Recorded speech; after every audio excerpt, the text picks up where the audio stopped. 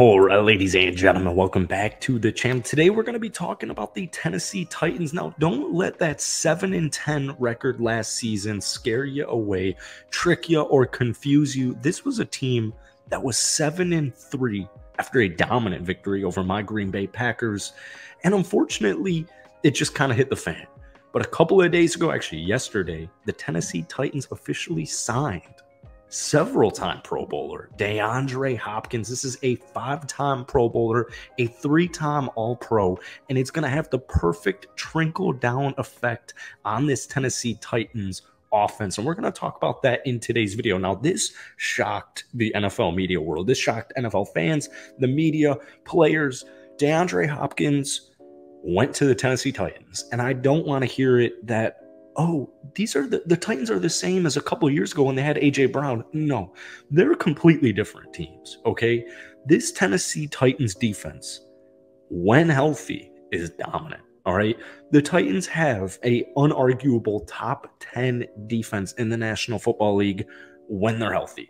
Last year, both sides of the football, they just couldn't catch a break in the second half of the season, and it took a turn for the worse. But like I said, this was a squad that was 7-3, and things were completely different halfway through the season with 7 wins, 3 losses than they were with the 7-game losing streak that they ended the season on. But like I said, this is going to have a trickle-down effect on the Titans offense. But before we get into today's video, if you guys enjoy it, be sure to hit that like button, hit that sub button for daily NFL content.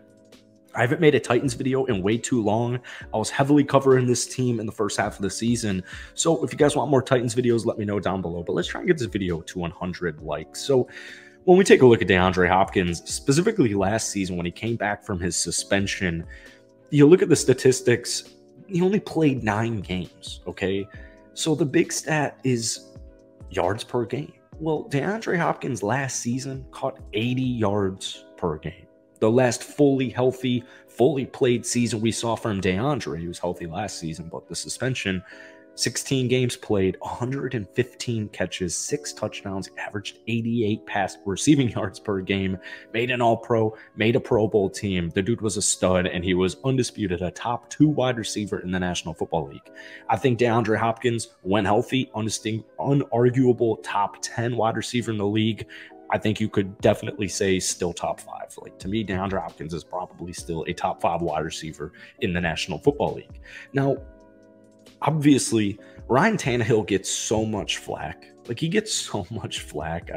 He is getting up there in age. We know that. But at the end of the day, Ryan Tannehill is still a quality QB. 3 seasons ago, 33 touchdowns, 7 interceptions. Now, I'm not saying you're going to get this crazy Ryan Tannehill, but last year wasn't atrocious. 13 touchdowns, 6 interceptions. He still had a rating of 94.6.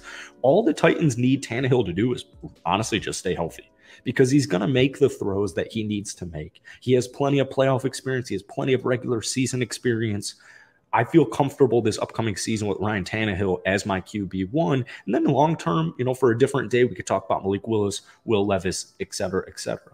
I also think it's very important that the Tennessee Titans in this year's draft probably selected the best offensive lineman that was available to them. They already have a pretty solid offensive line when healthy. So you pair Ryan Tannehill, sturdy, solid, above average veteran quarterback, Derrick Henry, the best running back in the National Football League, coming off a season with 13 rushing touchdowns, over 1,500 rushing yards. Derrick Henry, an MVP candidate.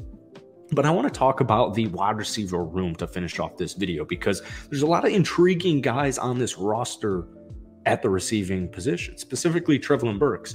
Now, when we take a look at Burks this past season, he still had a great rookie year. All right, he only played 11 games due to injuries, but he caught 33 balls for 444 yards, which was 13.5 yards per reception. And he did have a touchdown in there, but there were specific games where we really saw a lot of potential there. Like, he had 7 catches, 111 yards receiving against the Green Bay Packers in week 11.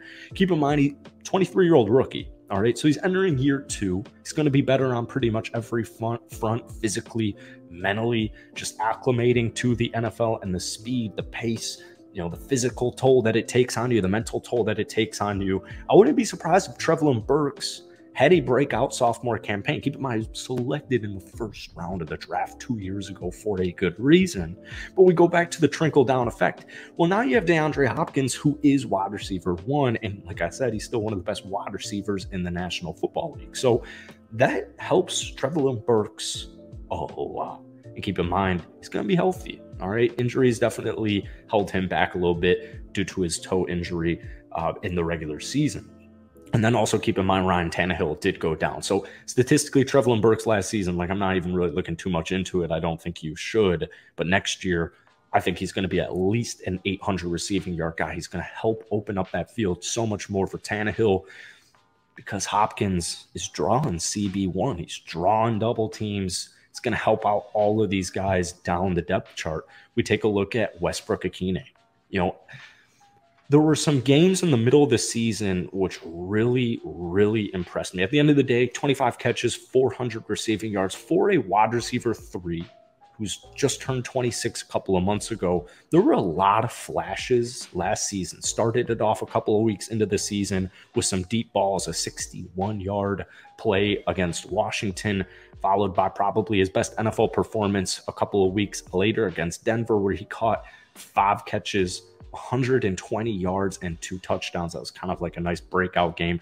Followed it up a couple of weeks ago again, or a couple of weeks after against Cincy, 4 catches, 58 yards. But Westbrook-Ikhine, another one of those guys where he's really, really going to benefit from just the simple addition of having DeAndre Hopkins out there on the field at the same time. All right. And then you pair him up with a future star wide receiver and a possible Pro Bowl rising star in this upcoming season and sophomore campaign in Trevelyan Burks. We take a look at Okonkwo at the tight end position.